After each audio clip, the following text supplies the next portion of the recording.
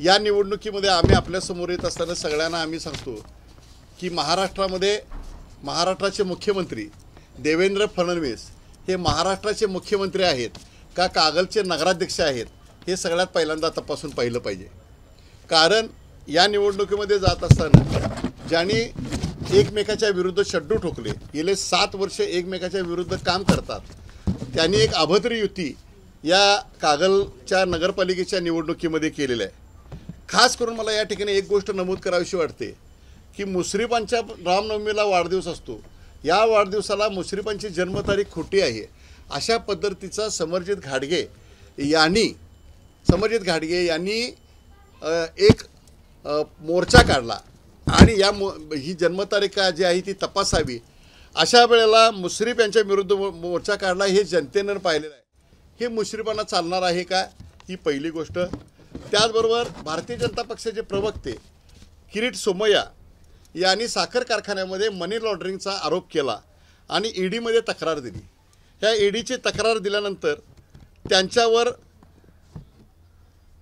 मुश्रीफांच्यावर यापूर्वी कोणीही जर काय वक्तव्य केलं, राजकीय माणसानं वक्तव्य केलं तर त्यांच्या विरुद्ध आबरू नुकसानीचा दावा ठोकतो असं मुश्रीफांचं वक्तव्य असतं।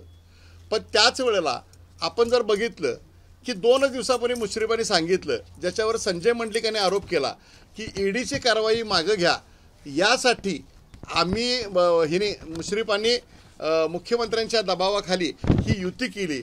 या स्टेटमेंटला उत्तर देताना मुश्रीफ म्हणले की मला कोर्टानं क्लीन चिट दिली।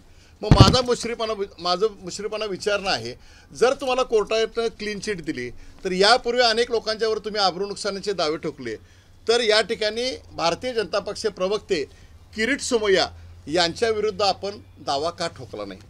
3 नंबरचा आमचा मुद्दा आहे की मुश्रीफांच्यावर ईडीची कारवाई झाल्यानंतर मुश्रीफांच्या घरावर पहाटे ज्यावेळेला रेड पडली, म्हणजे ईडीची धाड पडली, त्यावेळेला महाविकास आघाडीच्या सरकारमध्ये मुश्रीफ मंत्री म्हणून काम करत होते, जे महाराष्ट्रामध्ये आदरणीय मुख्यमंत्री उद्धव बाळासाहेब ठाकरे यांच्या नेतृत्वाखाली हे सरकार सुरू होतं। त्या दिवशी आम्हाला बोलण्याचा अधिकार काय आहे, तर आम्ही त्याही वेळेला मुश्रीफांच्या विरुद्ध ईडीने आणि पोलिसांच्या कार्यवाहीला विरोध करण्यासाठी मी स्वतः गेलो होतो। मी ईडीच्या विरुद्ध भाषण केलं होतं, मुश्रीफांच्यावर हा अत्याचार होता म्हणून सांगितलं होतं। आणि त्यावेळेला आमच्या बहीण म्हटल्या तरी चालतील, या करवीरच्या या कागल तालुक्यातल्या अनेकांच्या भगिनी तरी म्हटल्या चालतील, आदरणीय मुश्रीफ साहेबांच्या पत्नी यांनी टाहो पोहून अंबरडा पोडून सांगितलं होतं की मला गोळा घाला, माझ्या कुटुंबाला गोळ्या घाला। मुश्रीफ साहेब आपल्या घरातील एक व्यक्ती ज्या वेळेला सांगते की मला गोळ्या घाला, आणि आज तुम्ही त्या सर्व गोष्टीचा विचार करताना ईडीचे असे उघड वक्तव्य केले असताना मुश्रीफ आणि समरजित घाडगे यांनी जी युती केलेली आहे ही एक अभद्र युती आहे, आणि माझं मत आहे की ही युती माननीय मुख्यमंत्री देवेंद्र फडणवीस यांच्या दबावाखाली झालेली युती आहे। सगळ्यात महत्त्वाचा शेवटचा मुद्दा मला आपल्याला सांगायचा आहे। या कागलनं अनेक निवडणुका बघितलेल्या आहेत। या कागलमध्ये 1967 सालीच्या अगोदरची सदाशिवराव मंडलिक यांची पहिली निवडणूक, काँग्रेस पार्टीतनं ज्यावेळेला त्यांना तिकीट मिळालं नाही त्यावेळेला त्यांनी सिंह या चिन्हावर अपक्ष निवडणूक लढवली होती, आणि कागलच्या लोकांनी भरभरून मतं देऊन सदाशिवराव मंडलिक यांना आमदार केलं होतं। या कागलमध्ये पुरोगामीचा फुले शाहू आंबेडकराचा विचाराचा हा कागल तालुका आहे। कागल ही एक राजकीय पंढरी मानली जाते, कागल हे राजकीय व्यासपीठ मानलं जातं। मुश्रीफ आणि समरजित घाडगे यांच्या विधानसभेच्या 2 निवडणुकीमध्ये आपण जर बघितलं तो लोकांनी वैचारिकदृष्ट्या मुश्रीफ आणि समरजित घाडगे यांना वैचारिक मतदान करून जनादेश दिलेला होता, आणि या जनादेशचा आदर कुठल्याही परिस्थितीमध्ये सांभाळलेला गेलेला नाही आहे। आणि याच्या विरुद्ध जाऊन एकमेकाच्या विरुद्ध एकमेकाची घरं पेटवणं, एकमेकाच्या कार्यकर्त्यांच्यावर हाणामारीचे केसेस होणं, या सगळ्या गोष्टी जर बघितल्या तर कागलकरांना ही युती मान्य नाही असं आम्हाला दिसतं।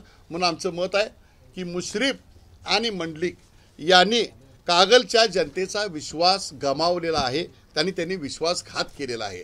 म्हणून कागलच्या सर्व लोकांना सांगतो की समर्थ पर्याय, चांगला पर्याय, स्वच्छ प्रशासन, चांगलं प्रशासन आणि आमच्याकडे असणारे आमचे सर्व उमेदवार यांना बहुमताने विजयी करावं, आणि दंडुकशाही धाकटदपाशाही करून ज्या पद्धतीनं निवडणुकीमध्ये ही युती झालेली आहे या युतीला योग्य ते उत्तर द्यावं आणि शिवसेना उद्धव बाळासाहेब ठाकरेचे सर्व उमेदवार विजयी करावं असं मी कागलच्या जनतेला आवाहन करत आहे। नाही, आता तर एकतर माझं कोल्हापूरचे जिल्हाधिकारी अमोल येडगे यांना मी विनंती करणार आहे की कागलचे नगरपालिकेचा जो एरिया आहे तो सेन्सिटिव्ह संवेदनशील म्हणून जाहीर करा. कारण या ठिकाणी कोणत्या निवडणुकीमध्ये येणाऱ्या 8 ते दिवसामध्ये कोणताही घातपात होण्याची शक्यता आहे. आज या ठिकाणी तिरंगी लढत होत आहे. या तिरंगी लढतीमध्ये आपण जर बघितलं तर मतदार भयभीत नाही आहे. मतदार खुल्ल्यापणानं तुमच्यासारख्या प्रसारमाध्यमांच्यावर बोलतोय की या लोकांनी ठरवलं तेच आम्ही करावं हे आम्हाला मान्य नाही आहे. काल त्यांची वेळ होती युती करायची, आज आमची वेळ आहे. आता आम्ही त्यांना योग्य ती सर्व जागा देऊ आणि जे आम्हाला योग्य वाटतील त्या मतदारांना आम्ही मतदान करू असं मतदारांनी सांगितलेलं आहे. निवडणुकीचे मुद्दे सांगा.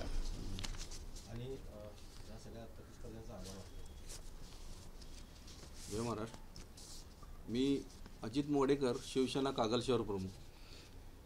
कागलमध्ये गेल्या 15 दिवसामध्ये ज्या काही नाट्यमय घडामोडी घडल्या आणि जे प्रतिस्पर्धी एकमेकाचे हाडवैरी असलेले 2 गट अचानकपणे गळ्यात गळा घालून एकमेकांचे वैरत्व विसरून राजकीय स्वार्थापोटी एकत्र आले. ह्यांचं जे एकत्रीकरण झालेलं आहे हे जनतेला रुचलेलं नाही आणि जनतेचा जो राग आहे हा मूक राग आहे. तो कुठेही जनता व्यक्त केलेला नाही कुठल्या पद्धतीने, पण तो जो राग व्यक्त होणार आहे तो मतपेटीतून होणार आहे आणि कागलच्या स्वाभिमानाला ठेच पोहोचण्यासारखं काम केलेलं आहे. कारण राजे विक्रमसिंग घाडगे आणि सदाशिवराव मंडलिकांच्या नंतर तेवढ्या उंचीचं आणि तेवढ्या तोलामोलाचं नेतृत्व या कागलला राहिलं नाही. कारण हे अशा जर सारख्या प्रत्येक वेळेला संधी साधू युती होत राहिल्या तर कागलच्या जनतेनं मतदान करायचं कोणाला आणि विरोधक कोण समजायचं आणि आपला कोण समजायचा अशी अवस्था झालेली आहे. आणि ह्याच बिनविरोध करण्याच्या वातावरणाला, बिनविरोध इलेक्शन करण्याला काय हरकत नव्हती, परंतु लोकशाहीमध्ये आपलं मत प्रकट करण्यासाठी वाव पण ठेवला जात नव्हता. म्हणून आम्ही सगळे शिवसैनिकांनी मिळून, जे आमचे सगळे कट्टर शिवसैनिक आहेत, उद्धव बाळासाहेब ठाकरे पक्षाचे शिवसैनिकांनी मिळून आम्ही पॅनल उभा करायचा प्रयत्न केला. काही बऱ्यापैकी आम्हाला यश मिळालेलं आहे. एक नगराध्यक्ष पदाचा ज्येष्ठ शिवसैनिकाची पत्नी आम्ही उभी केलेली आहे आणि इतर ठिकाणी एकूण 9 नगरसेवक मनसेला सोबत घेऊन आम्ही समविचारी पक्षांना घेऊन महाविकास आघाडीच्या रूपाने आम्ही सामोरं जात आहोत.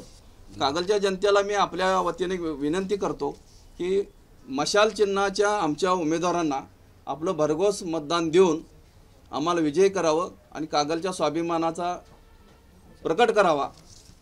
एवढं बोलतो. जय हिंद, जय महाराष्ट्र.